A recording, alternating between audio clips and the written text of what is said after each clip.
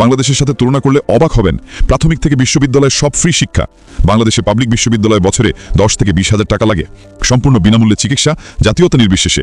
বাংলাদেশে শুধু সরকারি হাসপাতালে কিছুটা বিনামূল্যে। 6টা বা বেশি সন্তান হলে আজীবন সরকারি ভাতা। বাংলাদেশে 2টার বেশি নিরুৎসাহিত। শিক্ষার্থীদের খাবার, বাসস্থানের খরচও সরকার দেয়। আর সবচেয়ে মজার, এখানে জমি ব্যক্তিগত মালিকানা। চীনের মতো চুক্তিবদ্ধ নয়, নিজের জমি নিজের। বাংলাদেশে খাস জমি পেতে কত ঝামেলা, ওখানে সরকার জমি বিতরণ করে। পেট্রোলের দাম 92 অক্টেন মাত্র 35 টাকা, 95 অক্টেন 46 টাকা। বাংলাদেশে 95 অক্টেন লিটার প্রতি 135 টাকা, 3 গুণ বেশি।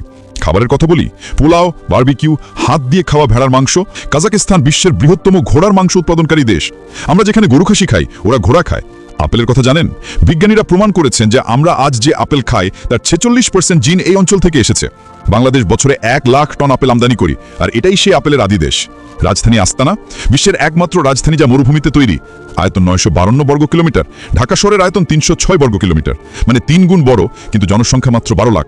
আর ঢাকায় 2 কোটি মানুষ। আলমাটি, মধ্য এশিয়ার সবচেয়ে বড় শহর, যাকে ছোট সুইজারল্যান্ড বলে। 70%-এর বেশি সবুজ আচ্ছাদন। ঢাকায় সবুজ আচ্ছাদন মাত্র 8%। আলমাটি 682 বর্গ কিলোমিটার, চট্টগ্রাম শহরের দ্বিগুণ বড়। পর্যটন, টিয়ান শান পর্বতমালা, বালকাশ হ্রদ, বিশাল স্তেপ। বাংলাদেশে পাহাড়ি এলাকা মাত্র 12%। ওখানে পুরো দেশই প্রাকৃতিক সৌন্দর্যে ভরা। সামরিক দিক থেকে মধ্য এশিয়ার 5টি দেশের মধ্যে কাজাকিস্তান সবচেয়ে শক্তিশালী। মাথাপিছু জিডিপি $34,534, মানে প্রায় 38 লাখ টাকা। বাংলাদেশে মাত্র $2,855, মানে 3,14,000 টাকা, 12 গুণ বেশি। কৃষিজমি 29 মিলিয়ন হেক্টর।